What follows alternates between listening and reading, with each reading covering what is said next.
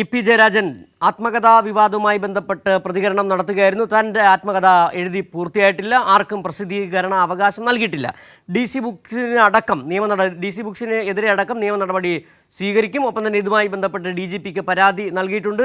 തെരഞ്ഞെടുപ്പ് ദിവസം തന്നെ ഇത്തരത്തിലൊരു വിവാദമുണ്ടായത് ആസൂത്രിതമാണെന്നാണ് ഇ.പി. ജയരാജൻ പറഞ്ഞത്. ഇപ്പോൾ അദ്ദേഹത്തിൻ്റെ വാർത്താ സമ്മേളനത്തിൻ്റെ കൂടുതൽ വിവരങ്ങളുമായി PV കുട്ടൻ ചേരുകയാണ്. കുട്ടൻ, നിലവിൽ വലിയ തരത്തിലുള്ള ഒരു വിവാദത്തിന് കൃത്യമായ മറുപടിയാണ് ഇപ്പോൾ ഇ.പി. ജയരാജൻ നൽകിയത്. അതിൽ പ്രധാനമായി അദ്ദേഹം ആത്മകഥ എഴുതി പൂർത്തിയാക്കിയിട്ടില്ല. മാത്രമല്ല, അദ്ദേഹത്തിൻ്റെ ആത്മകഥയുടെ പേര് എന്ന രീതിയിൽ മാധ്യമങ്ങളിൽ വന്നത് ആ പേരല്ല തൻ്റെ ആത്മകഥയുടേതെന്നും അദ്ദേഹം വ്യക്തമാക്കിയിട്ടുണ്ട്. എന്തൊക്കെയാണ് ഇ.പി. ജയരാജൻ എന്ന് പറഞ്ഞത്? ഒപ്പം തന്നെ സരിൻ്റെ സ്ഥാനാർത്ഥിത്വവുമായി ബന്ധപ്പെട്ട് സരിനെ വിജയിപ്പിക്കുന്നതുമായി ബന്ധപ്പെട്ട് അദ്ദേഹം നടത്തിയ പ്രസ്താവനകൾ കൂടി.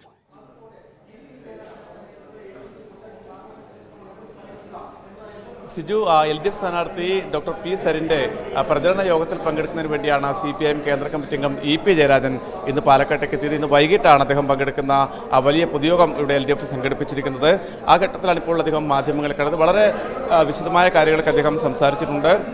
പ്രധാനമായും സ്ഥാനാർത്ഥി സരിനെ കുറിച്ചാണ് അദ്ദേഹം പറഞ്ഞത്. ജനസേവനത്തിന് വേണ്ടി ജോലി രാജിവെച്ച മിടുക്കനായ ചെറുപ്പക്കാരനാണ് ഡോക്ടർ പി സരിൻ എന്നാണ് ഇ.പി. ജയരാജൻ പറഞ്ഞിരിക്കുന്നത്. അതോടൊപ്പം തന്നെ MBBS കഴിഞ്ഞ് സിവിൽ സർവീസ് ആഗ്രഹിച്ചു, അതുമായി ബന്ധപ്പെട്ട് പ്രവർത്തിച്ചു, ഉയർന്ന തസ്തികയിൽ ജോലി കിട്ടി. എന്നിട്ടും ജനസേവനത്തിന് വേണ്ടി അദ്ദേഹം തൻ്റെ ജോലി ഉപേക്ഷിച്ചുകൊണ്ട് വരികയായിരുന്നു. കോൺഗ്രസിലാണ് വന്നതെങ്കിലും കോൺഗ്രസിനകത്തെ ഇടതുപക്ഷ മനസ്സുള്ള ചെറുപ്പക്കാരനായിരുന്നു സരിനെന്നും അദ്ദേഹം പറഞ്ഞു.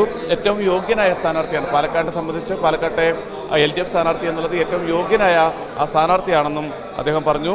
പാലക്കാടിൻ്റെ വികസന മുരടിപ്പ് മാറ്റുന്നതിന് വേണ്ടി, പാലക്കാടിനെ ഐശ്വര്യ സമ്പന്നമാക്കി മാറ്റുന്നതിന് വേണ്ടി ഡോക്ടർ പി സരിന് സാധിക്കുമെന്നും അദ്ദേഹം പറഞ്ഞു. അതിനുശേഷമാണ് ആത്മകഥാ വിവാദവുമായി ബന്ധപ്പെട്ട വിഷയങ്ങളോട് അദ്ദേഹം പ്രതികരിച്ചിരിക്കുന്നത്. താൻ കഴിഞ്ഞ ദിവസവും അദ്ദേഹം ഇക്കാര്യത്തിൽ അദ്ദേഹത്തിൻ്റെ നിലപാട് വ്യക്തമാക്കിയിരുന്നു. അദ്ദേഹത്തിൻ്റെ പ്രതികരണം പുറത്തു വന്നിരുന്നു. അതുതന്നെയാണ് ഇന്നും അദ്ദേഹം ആവർത്തിച്ചിരിക്കുന്നത്. ആത്മകഥ എന്നുള്ളത് താൻ എഴുതുന്ന ആത്മകഥ വരാനിരിക്കുന്നതേ ഉള്ളൂ. ഇപ്പോൾ വന്നിരിക്കുന്നതിൽ ഒരു വരി പോലും തൻ്റേതല്ല എന്ന് അദ്ദേഹം പറഞ്ഞു.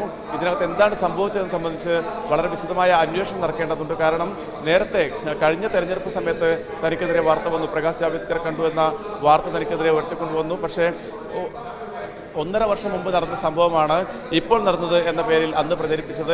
ഇപ്പോൾ ഈ തെരഞ്ഞെടുപ്പ് ദിവസവും ഇത്തരത്തിൽ ടൈംസ് ഓഫ് ഇന്ത്യ പോലുള്ള മാധ്യമങ്ങളിൽ, മറ്റ് മലയാള മാധ്യമങ്ങളിലൊക്കെ ഇത്തരം വാർത്തകൾ വരുന്നു. ഇതിന് പിന്നിൽ വലിയ ഗൂഢാലോചന ഉണ്ടെന്നാണ് ഇ.പി. പറഞ്ഞിരിക്കുന്നത്. ഇതുമായി ബന്ധപ്പെട്ട് നിയമ നടപടികൾ സ്വീകരിക്കുകയാണ്. DGPക്ക് പരാതി നൽകിയിട്ടുണ്ട്. താൻ ഈ ചാനലുകളിൽ വാർത്ത വരുമ്പോഴാണ് താൻ ഈ സംഭവം തന്നെ അറിയുന്നത്. ആ ഘട്ടത്തിൽ DC ബുക്കുമായി ബന്ധപ്പെട്ടിരുന്നു. പക്ഷേ അതിന് ഉത്തരവാദപ്പെട്ട ആൾക്കാർ ഇവിടെ ഇല്ല, പുറത്താണെന്നാണ് പറഞ്ഞത്. അതുപോലെ തന്നെ തൻ്റെ ആത്മകഥ വളരെ പെട്ടെന്ന് തന്നെ പുറത്തു വരും. അതിൻ്റെ എഴുത്തുപണികൾ നടന്നു വരികയാണ്.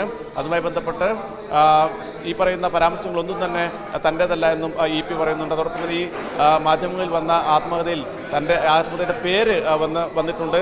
അത്തരമൊരു പേര് താൻ തൻ്റെ ആത്മകഥയിൽ, തൻ്റെ പുസ്തകത്തിൽ ഉപയോഗിക്കുമോ എന്നും അദ്ദേഹം ചോദിക്കുന്നുണ്ട്. സിജു, ഏതായാലും ആത്മകഥ വിഷയവുമായി ബന്ധപ്പെട്ട് വളരെ വ്യക്തമായ, വളരെ കൃത്യമായ വിശദീകരണമാണ് ഇ.പി. ജയരാജൻ നൽകിയിരിക്കുന്നത്. ശരി, PV കുട്ടനാണ് വിവരങ്ങൾ നൽകിയത്. വലിയ തരത്തിലുള്ള വിവാദങ്ങൾ മാധ്യമങ്ങൾ വിവാദമാക്കിയ ആത്മകഥയെക്കുറിച്ച് അദ്ദേഹം നിലപാട് പറയുകയായിരുന്നു. ആത്മകഥ എഴുതി പൂർത്തിയാക്കിയിട്ടില്ല. തൻ്റെ ആത്മകഥയുടെ പേര് മാധ്യമങ്ങളിൽ വന്നതുപോലെയല്ല. മാത്രമല്ല, ഇതുമായി ബന്ധപ്പെട്ട് തെരഞ്ഞെടുപ്പ് ദിവസം തന്നെ ഇത്തരത്തിലൊരു വിവാദമുണ്ടായത് ആസൂത്രിതമാണെന്ന് തന്നെയാണ് ഇ.പി. ജയരാജൻ പറഞ്ഞത്.